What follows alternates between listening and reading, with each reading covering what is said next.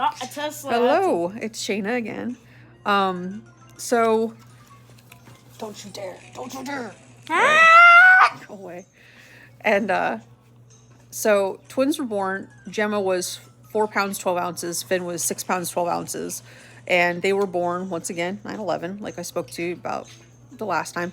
And Gemma was small, like.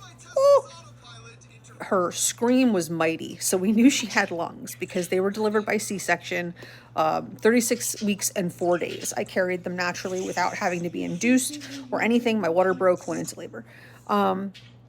So she was small. I was terrified. Finn was like, this ball of head. And he was just the cutest. And when I saw him, the tears were there. And then when I saw Gemma, I was scared. I was so scared. I mean, don't get me wrong. She was my daughter, and I loved her. Anyway, but it was rough. And I went back to the mommy baby room, and Ollie came in with the twins a little bit later and said that Gemma was a little bit hard to feed.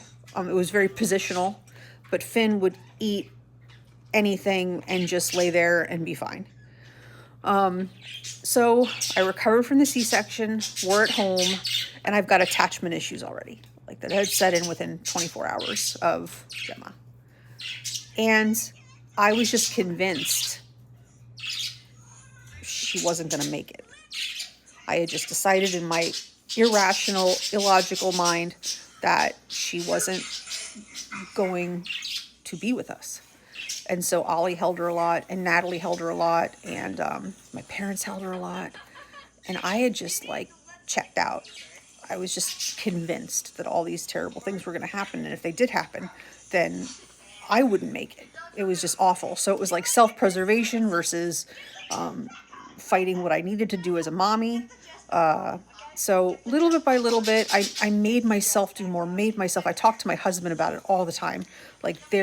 I'm going through something, and it's not something that I ever experienced before. It was very scary. It wasn't in my personality not to hold a baby because I'm like a baby fiend. I'll hold all babies. I love them very, very much.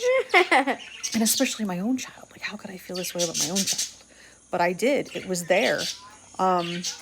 So all I could do was get therapy and work through that issue, which took me a while. It shouldn't have taken me so long to admit that there was a problem that was not going away.